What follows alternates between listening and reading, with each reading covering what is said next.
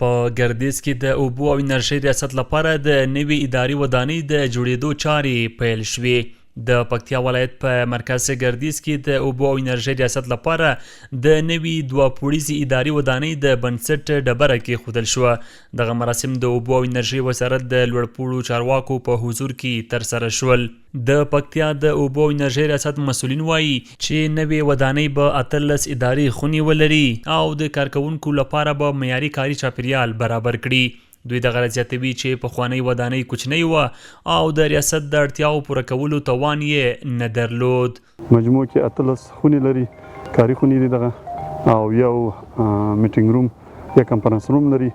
9 تشنابونه او ورسره یو معیاري سیفټیک او شنه ساحه ورسره موجوده، او په ضمن کې د ناوي اوبو ټولول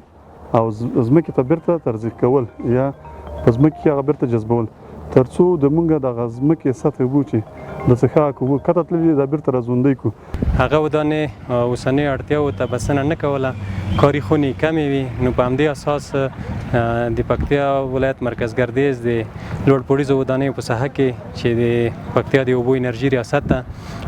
ځمکه پخوا وخت کې ورکړل شوې وه، د دغې په خاطر چې د دغې ځمکې نه موږ اعظمي روغ استفاده کړې وي، غوره مو وبلله چې په دغې ساحې کې یوه ودانۍ د خپلو اداري چارو پر مخ بیولو په خاطر اعمار او جوړ کړو. د پکتیا د اوبو او انرژۍ ریاست سلاکار ښاغلی فضل رحیم همداره څرګنده کړه چې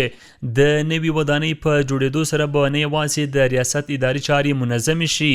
بلکې خلکو ته به هم لازمي اسانتیاوې برابرې شي. معیاري ودانۍ دی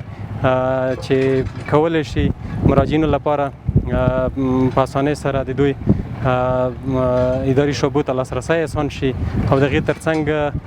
د پکتیا د اوبو انرژي ریاست چې په تشکیل کې د افغانستان اسلامي امارت په راتګ سره د سویل ختیځ زون د انرژي چارو تنظیم امریت راغلی دی، نو په دې سره یې تشکیل زیات شوی دی. نو د تشکیل په زیاتوالي سره ښکاره دی چې موږ زیاتو اداري خونو ته اړتیا درلودله، نو هغه اړتیا به دلته د موږ رپه شي.